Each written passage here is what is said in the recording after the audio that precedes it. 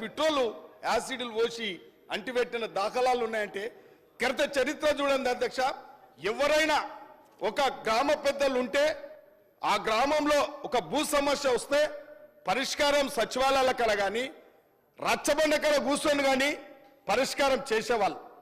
గతంలో అధ్యక్ష పురాతన కాలంలో పెద్ద పెద్ద రైతులు ఏదైనా అవసరానికి చిన్న రైతులు కొంటే సాదా బయానాంల మీద రాసిచ్చేవాళ్ళు.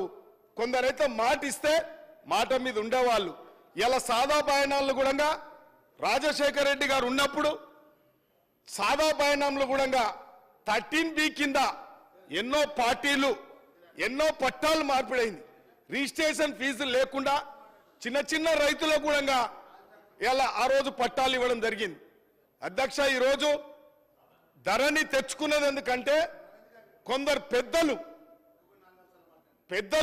పెద్ద పెద్ద భూకంపాలు చేసుకొని ఆ కాలంలో కొన్ని జిల్లాలలో పొలాలన్నీ చిన్న చిన్నకారు రైతులకు అమ్మొచ్చి హైదరాబాద్లో రాజకీయాలు చేసుకుంటా వ్యాపారాలు చేసుకుంటా ఉంటే వాళ్ళకి తెలియక ఆ భూమి మార్పు చేసుకోలేక ఇవాళ ఈ దొరలు వచ్చినాక తెలంగాణలో ఈ దొరలు వచ్చినాక మళ్ళా ఆ దొరలు ఆ భూములను కాజేయడానికే ఈ ధరణి వ్యవస్థ తెచ్చి ఇవాళ రెవెన్యూ వ్యవస్థనంతా మార్పిడి చేసి వాళ్ళు ఏం చేసిరు అధ్యక్ష.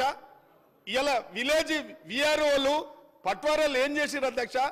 ఏమన్నా పట్ట మార్పిడి కావడానికి ఏమన్నా విరాసత్ చేయడానికి మామూలుగా 100, 200, 300 తీసుకుంటే ఇవాళ ధరణి వచ్చిన తర్వాత కలెక్టర్లే కలెక్షన్ కింగులు అయినరు. ఇవాళ ధరణి వాళ్ళ ఇష్టానుసారంగా భూములు కాజేయడానికే హైదరాబాద్ చుట్టూ కూడా కాజేసిర్రు. ఉత్తర తెలంగాణ అంతా కాజేసుకున్నారు. సంతృప్తిగా ఉన్నారు. ఇవాళ ఏదో మాట్లాడని చెప్తారు. అధ్యక్ష ఇవాళ కొందరి గురించి చెప్పాల్సిన బాధ్యత ఉంది.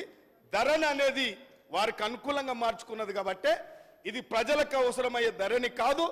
రెవెన్యూ ఇలా రైతులకు అవసరమైన ధరణి కాదు ఇది. కాబట్టి దీంట్లో పెను మార్పులు రావాల్సిందే, దీంట్లో మార్పులు తేవాల్సిందే.